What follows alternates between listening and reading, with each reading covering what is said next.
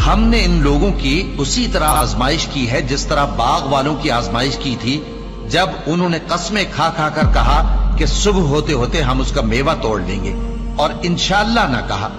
सो वो अभी सो ही रहे थे कि तुम्हारे परवरदिगार की तरफ से रातों रात उस पर एक आफत फिर गई, तो वो ऐसा हो गया जैसे कटी हुई खेती। फिर जब सुबह हुई तो वो लोग एक दूसरे को पुकारने लगे कि अगर तुमको काटना है तो अपनी खेती पर सवेरे ही जा पहुंचो। सो वो चल पड़े और आपस में चुपके चुपके कहते जाते थे कि आज वहां तुम्हारे पास कोई फकीर ना आने पाए, और कोशिश के साथ सवेरे ही जा पहुंचे, गोया पैदावार पर कादिर हैं। फिर जब उन्होंने बाग को देखा तो वीरान, कहने लगे कि हम रास्ता भूल गए हैं, नहीं बल्कि हम बेनसीब हो गए। एक जो उनमें समझदार था बोला, क्या मैंने तुमसे नहीं कहा था कि तुम तस्बीह क्यों नहीं करते? दूसरे कहने लगे कि हमारा परवरदिगार पाक है, बेशक हम ही कसूरवार थे। फिर लगे एक दूसरे की तरफ रुख करके मलामत करने, कहने लगे हाय शामत, हम ही हद से बढ़ गए थे। उम्मीद है कि हमारा परवरदिगार इसके बदले में हमें इससे बेहतर बाग इनायत करे। हम अपने परवरदिगार की तरफ रुजू करते हैं। देखो अजाब यूं होता है और आखिरत का अजाब सबसे बढ़कर होगा। काश ये लोग जानते होते। कहो कि अगर तुम जानते हो तो बताओ कि जमीन और जो कुछ जमीन में है सब किसका माल है? झट बोल उठेंगे कि अल्लाह का।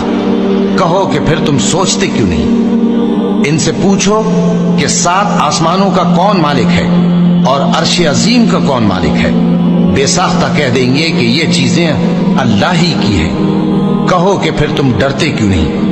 कहो कि अगर तुम जानते हो तो बताओ कि वो कौन है जिसके हाथ में हर चीज की बादशाही है और वो पनाह देता है और उसके मुकाबिल कोई किसी को पनाह नहीं दे सकता। फौरन कह देंगे कि ऐसी बादशाही तो अल्लाह ही की है। कहो कि फिर तुम पर जादू कहां से पड़ जाता है? बात यह है कि हमने इनके पास हक पहुंचा दिया है और ये जो बुत परस्ती किए जाते हैं बेशक झूठे हैं। अल्लाह ने न तो किसी को अपना बेटा बनाया है और न उसके साथ कोई और माबूद है। शुरू अल्लाह का नाम लेकर जो बड़ा मेहरबान निहायत रहम वाला है। जो लोग काफिर हैं यानी अहले किताब और मुशरिक, वो कुफ्र से बाज रहने वाले न थे यहां तक कि उनके पास खुली दलील आ जाए, यानी अल्लाह का एक पैगंबर जो पाक औरात पढ़कर सुनाता है जिनमें मुस्तहकम आयतें लिखी हुई हैं। और अहले किताब जो फिरकों में बटे हैं तो दलील वाज़ेह के आने के बाद ही बटे हैं। हालांकि उनको हुक्म तो यही हुआ था कि अल्लाह की इबादत करें, इताअत को उसी के लिए खालिस करते हुए यकसू होकर, और नमाज कायम करें और ज़कात दें, और यही मजबूत उसूलों वाला दीन है। जो लोग काफिर हैं यानी अहले किताब और मुशरिक, वो दोज़ख की आग में पड़ेंगे और हमेशा उसी में रहेंगे। ये लोग सब मखलूक से ज्यादा बुरे हैं। बेशक जो लोग ईमान लाए और नेक अमल करते रहे वो तमाम खल्कत से बेहतर हैं। उनका सिला उनके परवरदिगार के यहाँ हमेशा रहने के बाग हैं जिनके नीचे नहरें बह रही हैं। हमेशा हमेशा उनमें रहेंगे। अल्लाह उनसे खुश और वो उससे खुश। ये सिला उसके लिए है जो अपने परवरदिगार से डरता है।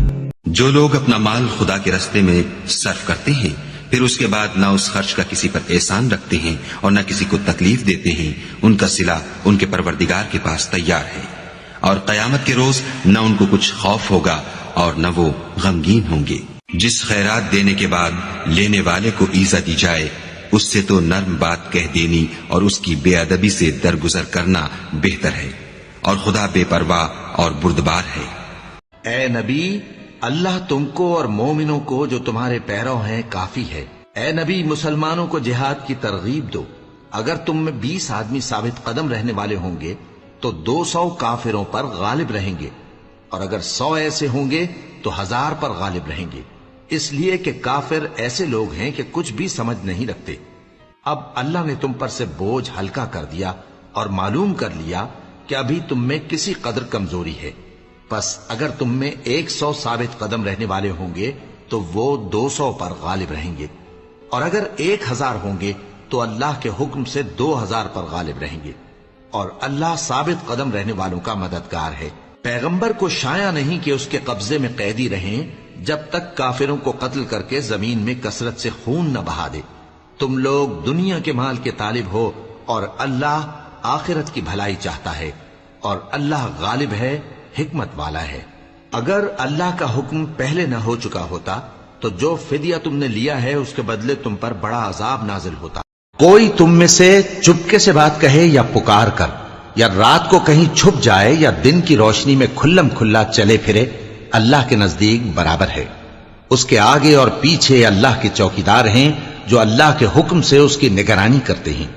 اللہ اس نعمت کو جو کسی قوم کو حاصل ہے نہیں بدلتا جب تک کہ وہ اپنی حالت کو نہ بدلے، اور جب اللہ کسی قوم کے ساتھ برائی کا ارادہ کرتا ہے تو وہ پھر نہیں سکتی، اور اللہ کے سوا ان کا کوئی مددگار نہیں ہوتا. وہی تو ہے جو تم کو ڈرانے اور امید دلانے کے لیے بجلی دکھاتا اور بھاری بھاری بادل پیدا کرتا ہے، اور رعد اور فرشتے سب اس کے خوف سے اس کی تسبیح و تحمید کرتے رہتے ہیں. اور وہی بجلیاں بھیجتا ہے، پھر جس پر چاہتا ہے گرا بھی دیتا ہے، جبکہ وہ اللہ کے بارے میں جھگڑتے ہیں، اور وہ بڑی قوت والا ہے. خدا وہ معبود برحق ہے کہ اس کے سوا کوئی عبادت کے لائق نہیں، زندہ ہمیشہ رہنے والا. اسے نہ اونگ آتی ہے نہ نیند. جو کچھ آسمانوں میں اور جو کچھ زمین میں ہے سب اسی کا ہے. کون ہے کہ اس کی اجازت کے بغیر اس سے کسی کی سفارش کر سکے؟ جو کچھ لوگوں کے روبرو ہو رہا ہے اور جو کچھ ان کے پیچھے ہو چکا ہے اسے سب معلوم ہے، اور وہ اس کی معلومات میں سے کسی چیز پر دسترس حاصل نہیں کر سکتے. ہاں جس قدر وہ چاہتا ہے اسی قدر معلوم کرا دیتا ہے. اس کی بادشاہی اور علم آسمان اور زمین سب پر حاوی ہے، اور اسے ان کی حفاظت کچھ بھی دشوار نہیں. وہ بڑا عالی رتبہ اور جلیل القدر ہے. اور اس سے پہلے کہ تم پر عذاب آ واقع ہو، اپنے پروردگار کی طرف رجوع کرو اور اس کے فرما بردار ہو جاؤ، پھر تم کو مدد نہیں ملے گی.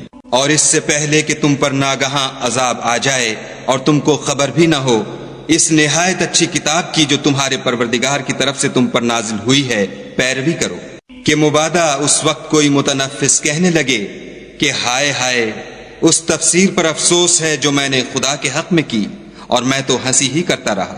یا یہ کہنے لگے کہ اگر خدا مجھ کو ہدایت دیتا تو میں بھی پرہیزگاروں میں ہوتا. یا جب عذاب دیکھ لے تو کہنے لگے کہ اگر مجھے پھر ایک دفعہ دنیا میں جانا ہو تو میں نیکوکاروں میں ہو جاؤں. خدا فرمائے گا کیوں نہیں، میری آیتیں تیرے پاس پہنچ گئی ہیں، مگر تو نے ان کو جھٹلایا اور شیخی میں آ گیا اور تو کافر بن گیا.